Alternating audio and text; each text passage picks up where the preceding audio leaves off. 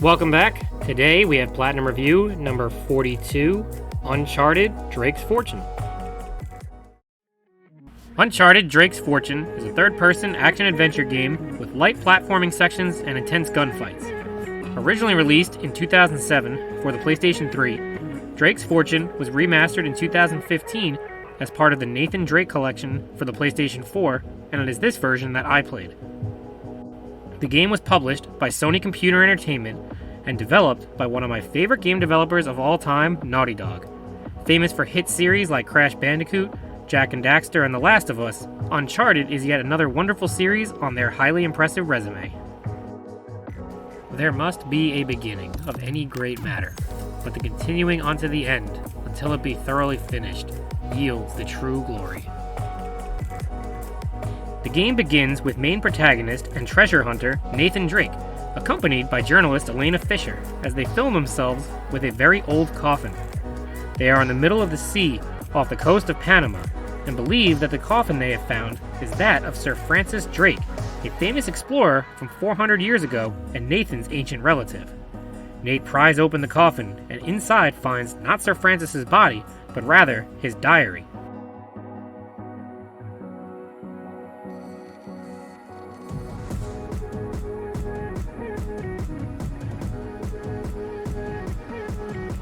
Contained within the pages is information on the location of El Dorado.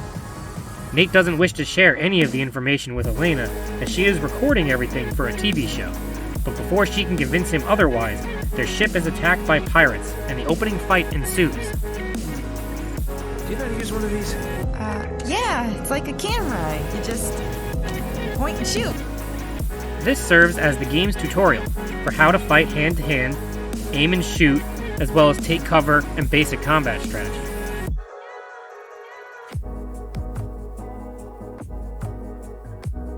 Nate returns fire at the pirates, as does Elena, who turns out to be highly competent with the gun. Oh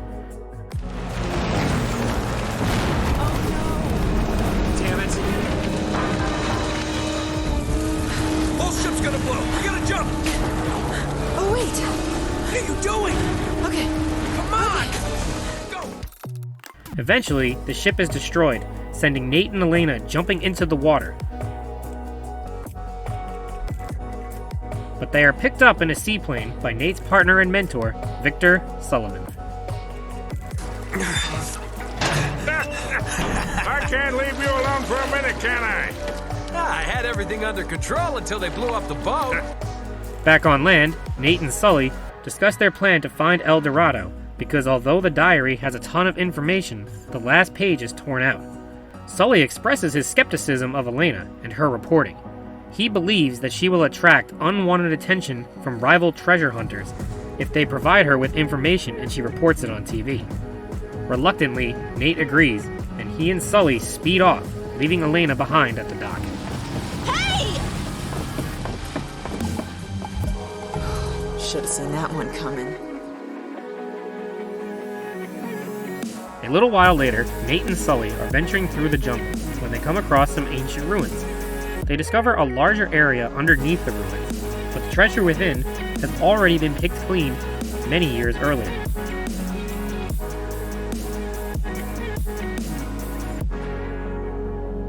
Frustrated at yet another dead end with no treasure, Sully lashes out.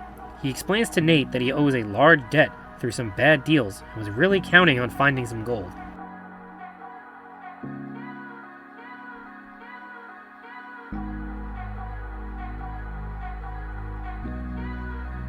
Determined, they continue deeper and deeper into the ruins until they come across a temple that Nate recognized from the diary. It turns out that the ancients worshipped a large golden statue, but that it is no longer there.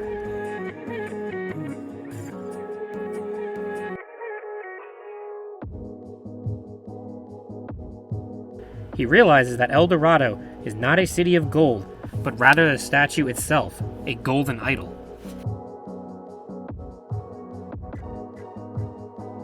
With the statue gone, they decide to follow a trail that was left behind when the Spaniards dragged it out of the temple.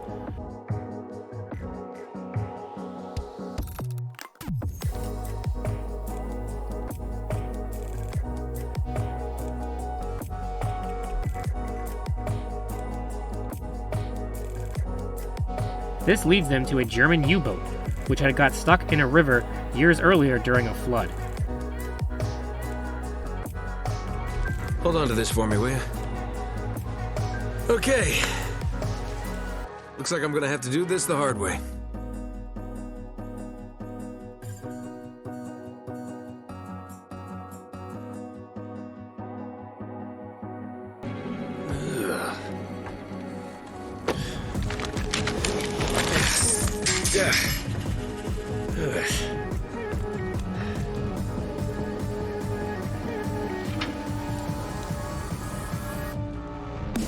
Huh. Now where'd you get this, my decomposing friend?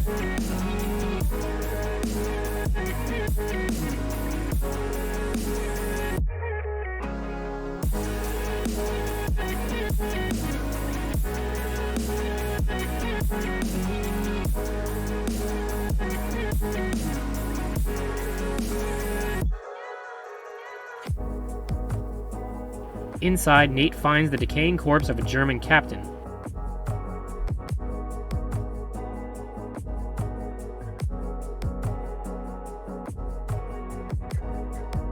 The body strangely looks ripped and torn, as if killed, and inside his clenched fist is a missing page from the diary. It turns out, the Germans were also looking for El Dorado years prior, and the missing page indicates the statue was taken away to a remote island.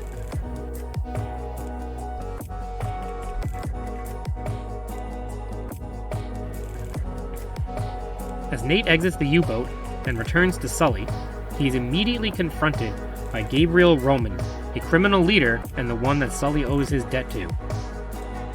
I'm Gabriel Roman. Yeah, I know who you are, asshole. Take it easy, Navarro. So, I'm afraid the time is up.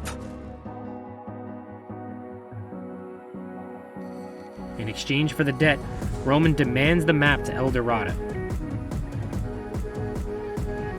Nate complies and hands over the map.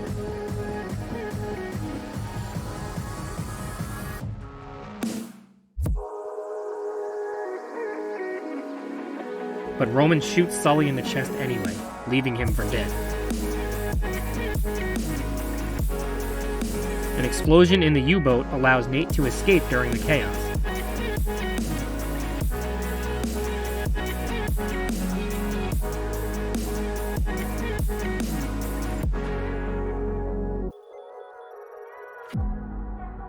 He is running through the jungle when he encounters none other than Elena.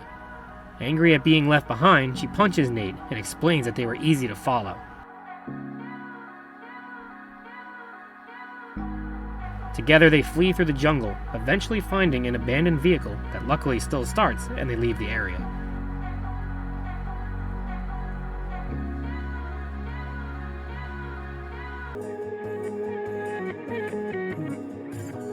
After regrouping, Nate and Elena decide to take a plane to the island in the middle of the Pacific in hopes of reaching El Dorado before Roman and his mercenaries. Let's get a closer look. I hope we're the first ones here. Whoa! What the hell was that? An anti-aircraft fire? This is so not cool! While approaching the island, they are shot down and forced to bail out of the plane, getting separated in the process. Enough with the damn camera! We gotta bail out!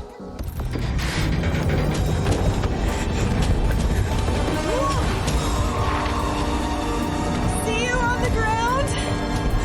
Right behind you! Yeah. Okay.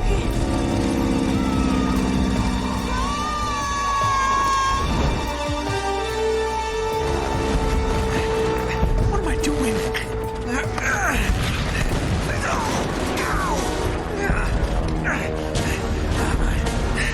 Okay, just jump. Count to 5. Just pull the cord. How hard could that be? Oh, crap.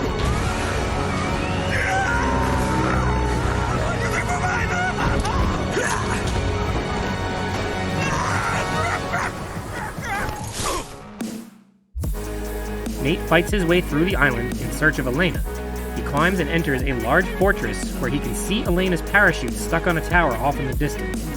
Nate reaches the parachute, but Elena is nowhere in sight. He eventually spots her in the distance, but there are a large number of enemies between them.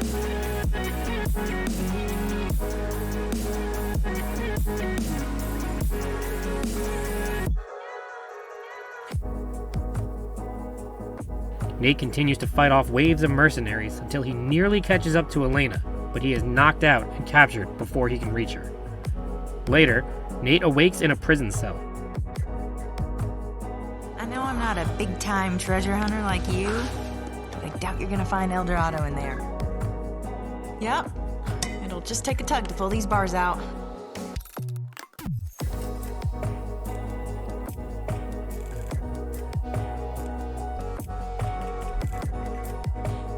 Held captive by a former business associate, Eddie Raja. Eddie offers to let Nate live if he leads him to the gold. Nate refuses as he doesn't trust Eddie, which only makes Eddie angry.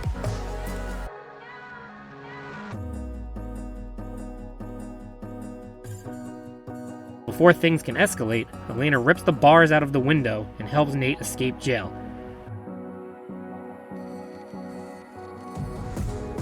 Elena drives away as Nate handles the turret and fires back at enemies.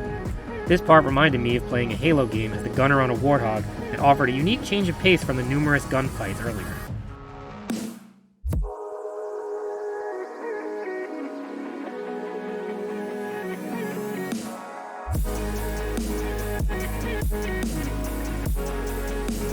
After a while, it seems they have managed to escape, but they nearly drive off the edge of a cliff.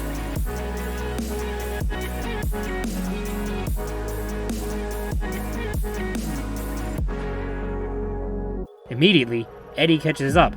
As it turns out, they hadn't ditched their pursuers at all.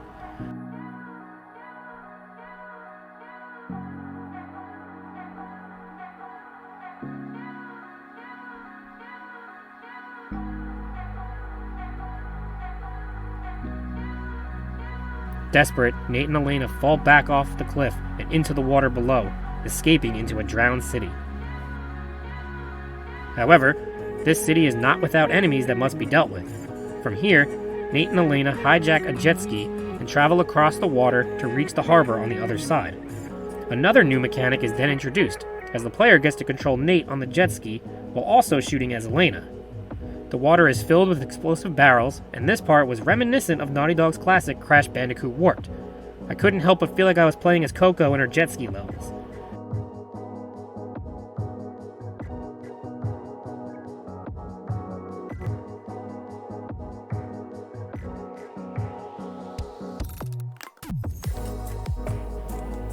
After reaching the other side, Nate and Elena enter an old customs house.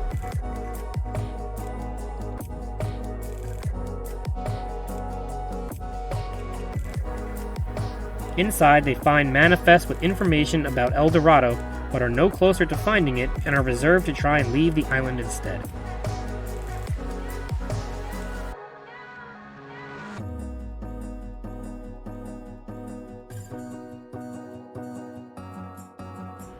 Finally, Nate and Elena reach a boat they can use for escape.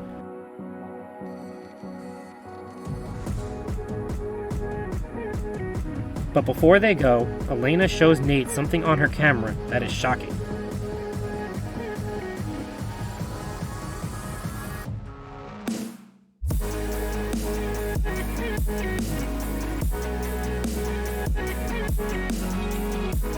Sully is alive and was seen boarding a helicopter with Roman.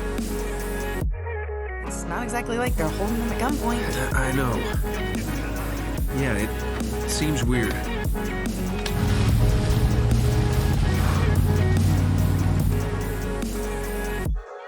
Despite the strange footage, Nate reassures Elena that Sully is not a backstabber, and they decide to go after him instead of leaving. The helicopter was seen heading north towards the monastery, so they head off in that direction. They continue to make their way north, crossing decaying ruins and sketchy bridges.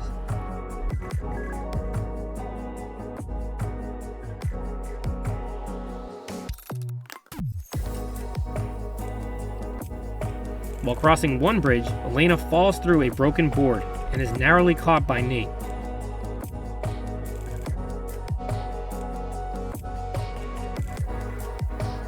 However, in order to get pulled up, she must let the camera go and lose all of her footage.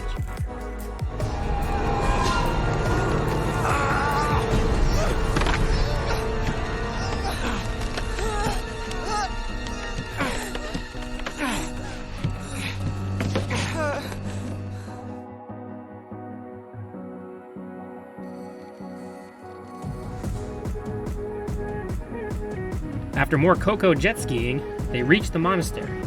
On the perimeter, they encounter traps set recently.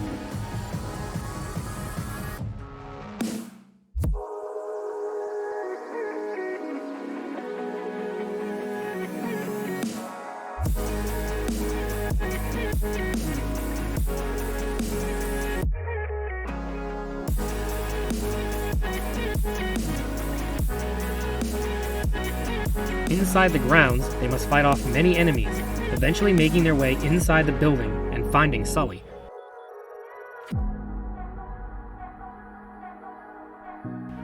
After disposing of the guards, Nate and Sully are reunited. You're looking awfully good for a corpse. So you brought the girl after all, huh? The girl? Hey, if it wasn't for her, you wouldn't be getting rescued right now. If this is a rescue. What the hell does that mean? Now wait a goddamn minute. Roman had a contract out on me. I needed to buy some time.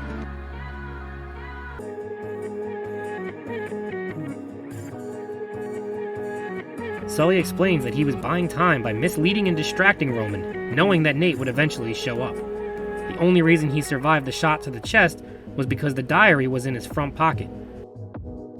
He further explains that he sent Roman off on a fake lead while the real treasure is in a secret vault under the monastery. See, that's the symbol the Spanish used to mark their secret vaults.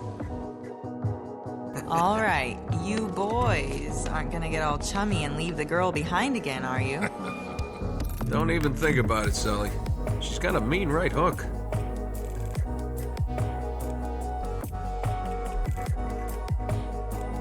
From here, Nate continues alone through the underground catacombs. As he moves through the tunnels, he overhears Eddie and Roman in a heated argument.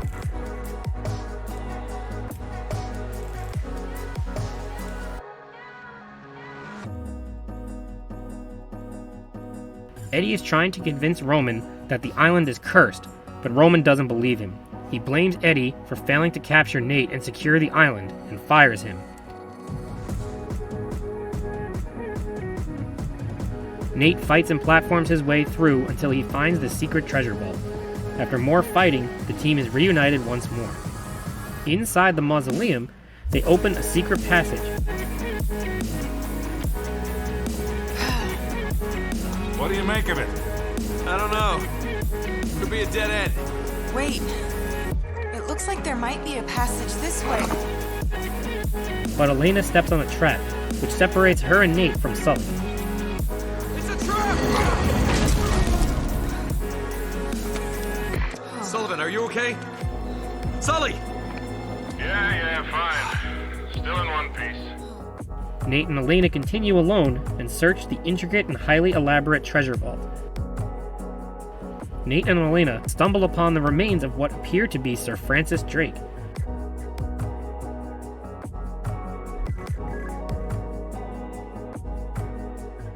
Nate is upset at finding the body, as it turns out Francis never did find El Dorado. A downtrodden Nate takes off his family heirloom, a ring that was Francis's, that is engraved with Sic Parvis Magna, greatness from small beginnings. He says, so much for greatness, wasted his life for nothing, and leaves the ring behind with the body.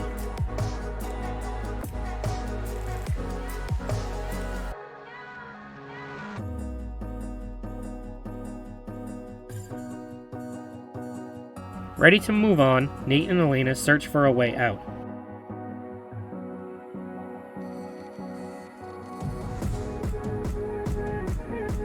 They once again encounter Eddie, who is now terrified and rambling about how they are trapped and dead.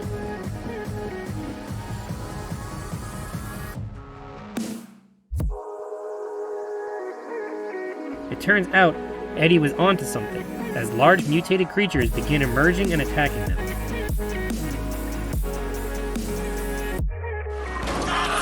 You ugly culo! Don't mess with any rata!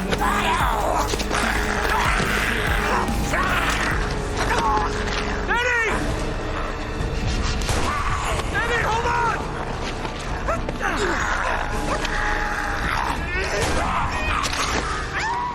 Eddie is killed, despite Nate's efforts to save him.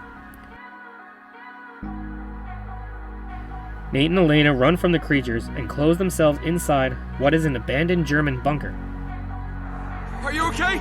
Yeah. Nate? Okay. I don't think they can get through this. Nate, What? where are we? I'm not sure. Go! They find an elevator to the surface, but it has no power.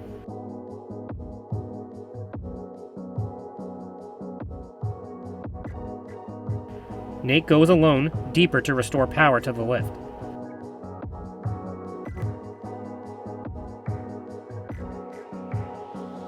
While searching, he encounters more creatures as well as crucial information.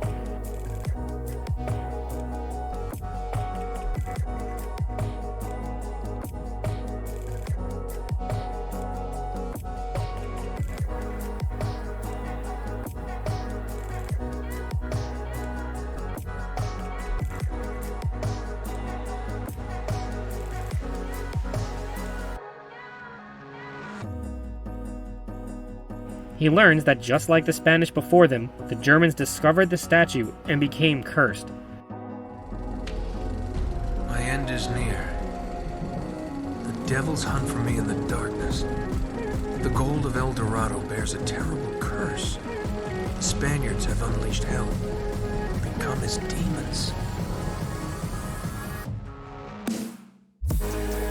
However, it turns out that Sir Francis Drake didn't die for nothing. Upon learning the true nature of the statue, he sunk his own ships and drowned the cursed city. He wanted to ensure that no one else ever had to endure the wrath of the statue's curse.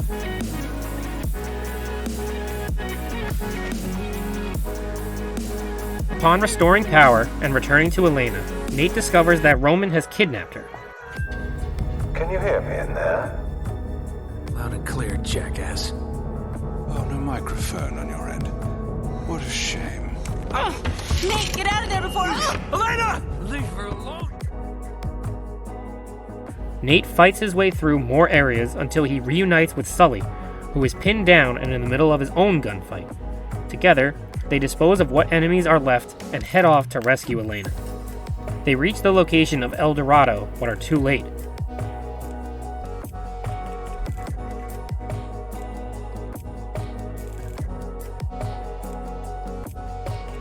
Roman is in front of the statue gloating.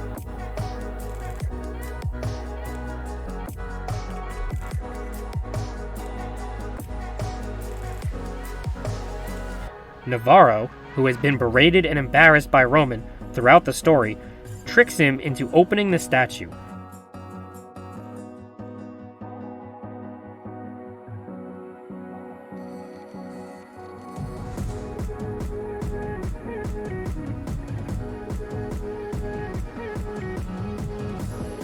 Roman is cursed in the process and turned into a creature.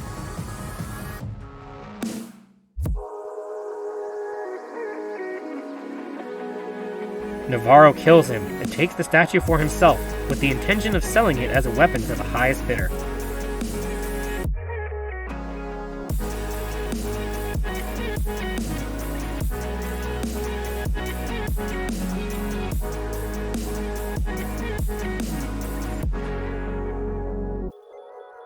Navarro and his crew take the statue as well as Elena via a helicopter.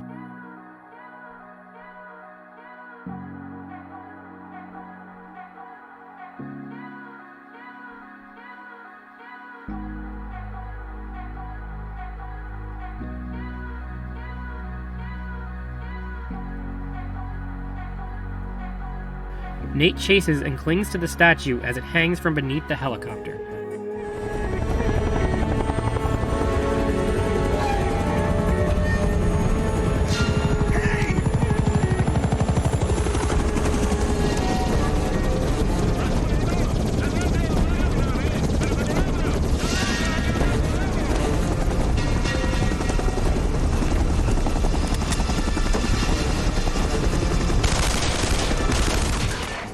Navarro attempts to land the statue on a boat, but Elena fights from within and the helicopter crashes on the boat.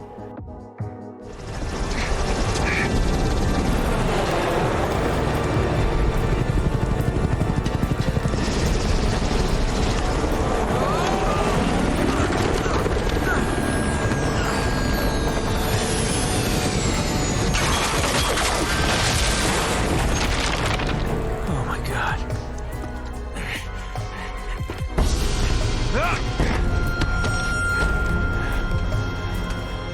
Mátenlo! Kill him!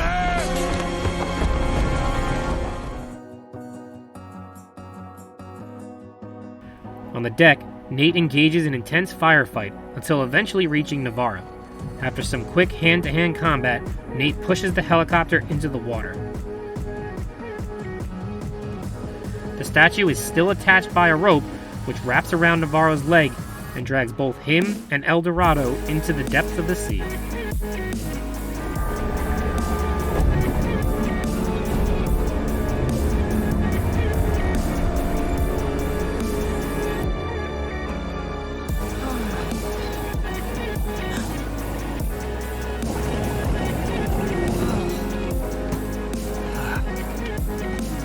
Quite a day. Yeah, save the world, triumph over evil. Pretty typical. Really? It's a shame we're leaving empty-handed, though. Nate helps Elena, who informs him that although they don't have any treasure, she did manage to save one thing. She went back for Sir Francis's ring and puts it around Nate's neck. Thanks. Yeah. They are about to kiss when Sully arrives on a smaller boat to pick them up.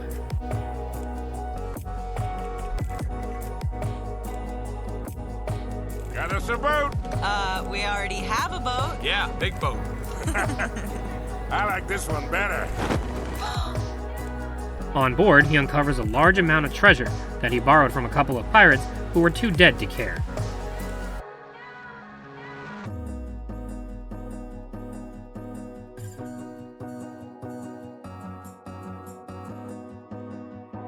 Now rich, the three ride off into the sunset, and the game ends.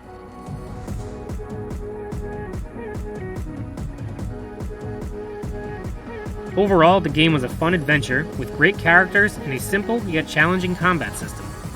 The game has a wide variety of difficulties, with the hardest trophy-related one being crushing. These trophies do stack, so only one playthrough is required to get them all. I had never played an Uncharted game before, so stepping straight into crushing difficulty was a bit challenging at first. I had, however, played The Last of Us, and the combat system was fairly similar. By far, though, the most challenging aspect of crushing mode was not the enemies themselves, but the environments. Oftentimes, I would be getting shot or even killed before I knew where enemy fire was coming from. The game took great repetition and practice to get to know enemy patterns and positions. However, each encounter was unique, so restarting checkpoints or dying resulted in a slightly different experience each time. There were definitely some quick deaths from unseen enemies. It reminded me of a sniper jackal on Halo 2 Legendary. Well, maybe not quite that bad, but it was close at times. I checked, and I had 500 plus checkpoints failed or restarted, so practice makes perfect. In addition, the hiding behind cover mechanic was pretty wonky, and it ended up getting me killed more often than not when using it. It was better to just aim down sights as rounding corners. The dodge mechanic was also cumbersome, and rather than rolling away from enemy fire, it would just switch back and forth between cover objects. The environments were also set up to greatly benefit the enemies, as they would have clean lines of sight while you couldn't even see the areas they were at. The enemies themselves were also decently smart, and would often strategically flank, especially while I was trying to recover health when low. You really have to be quick on the trigger, as popping your head out for just a second could get you killed. But despite many rage-inducing moments, the difficulty was beatable, and completing the game on crushing difficulty would net all story-related trophies. If you find crushing difficulty too hard, completing the game on easy or normal first to familiarize yourself with the chapters and enemies, and then switching to crushing could help. But once you start a game on crushing, the difficulty cannot be changed to get the trophy. Uncharted Drake's Fortune does have collectible related trophies. The in-game tracker shows how many treasures you have found out of 60. However, there are actually 61 treasures to find, as one of them is a relic that Jak and Daxter fans will find very familiar. The next section of trophies are speedrun related trophies. Drake's Fortune allows for a single, continuous speedrun, or a practice speedrun on individual chapters. There are 3 chapters that must be completed within a certain amount of time. None of these are too difficult, and easy difficulty can be used to obtain them. The game also provides an in-game timer, so you know exactly how close you are to beating them. The final major category of trophies are weapon and combat related. These vary in difficulty, but most will be obtained naturally through story progression, especially on crushing difficulty. These range from getting a certain number of total kills with each weapon, killing 75 enemies in a row, or getting melee combos. None of them were too tedious, and chapter select on easy difficulty can be used for cleanup. If struggling to obtain certain ones, finding a great encounter and restarting checkpoints can be used to get many kills quickly. This does not count for streak trophies though. However, you can start from a checkpoint, kill 1 or 2 enemies, save your game, and then load it, and the streak will be intact. Once you have done these tasks, the only thing left to do to get the platinum is to use photo mode.